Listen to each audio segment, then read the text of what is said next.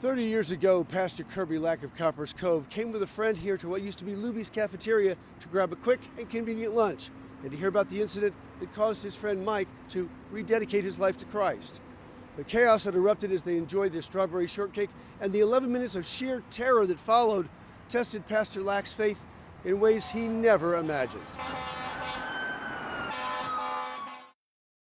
Veterinarian Dr. Mike Griffith had just made a joke about nobody coming to his funeral when Pastor Lack assured his best friend he loved him and he would attend.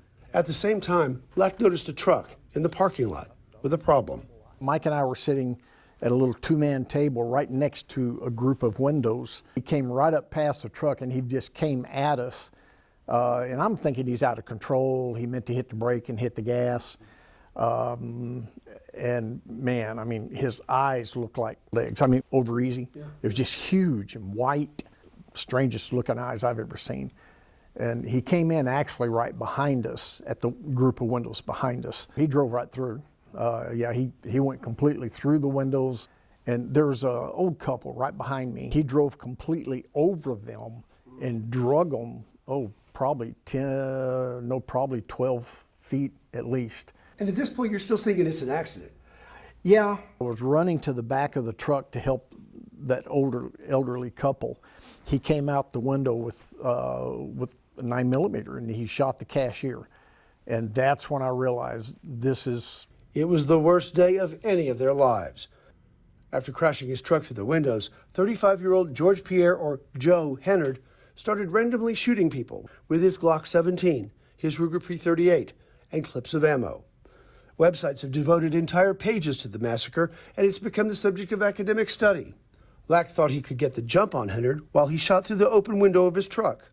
I thought if I could get there quick enough, I could grab his arm. And before I could, he got out of the truck and he made eye contact, and he shot at me. But I don't know where it went because I took off.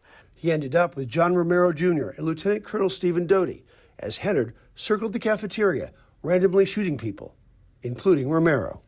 He had a white shirt on. I'll never ever forget.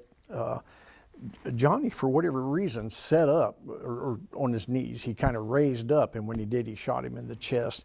And when he fell back, Colonel Doty and I we were right there with him anyways. And so we're trying to stop the blood, and I was just so shocked how fast that white shirt just absorbed and went red.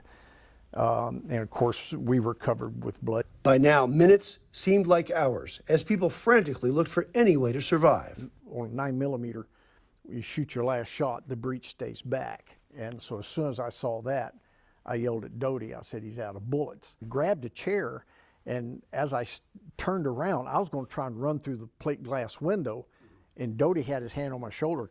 But before we could make him even take a step, he came out with another gun, and he shot over our heads, missed both of us. We immediately just dropped to the ground.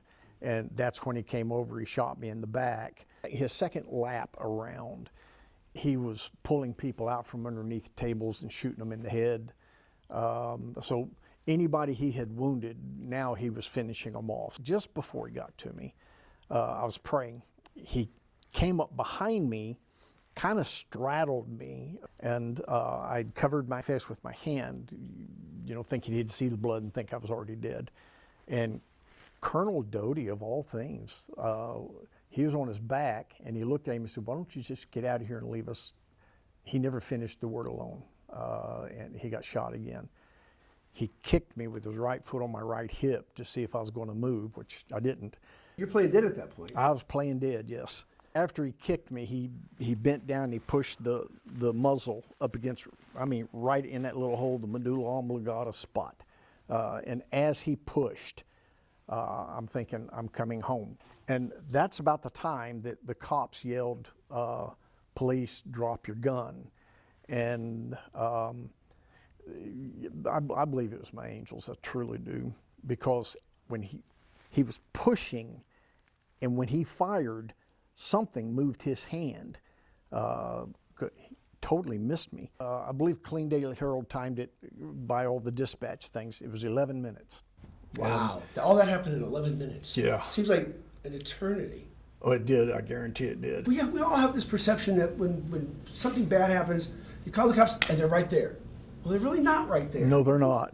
So what should we learn from that? Well, I think we need to be a whole lot more alert than what we are. I watch people all the time, and they're just oblivious. With all due respect, he calls the oblivious often the first to die. The Luby's shooting made national news and shifted the debate over gun control in Texas and in the country. You see, for years, Texas lawmakers would try to legalize concealed carry permits, but then Governor Ann Richards would veto them. A book on the former governor reports the Luby's massacre only solidified Richards' resolve. But another Luby's survivor, pull their own triggers. Dr. Susanna Hupp, went on the offensive, even testifying before Congress. I'm mad at my legislators for legislating me out of the right to protect myself and my family. I would much rather be sitting in jail with a felony offense on my head and have my parents alive.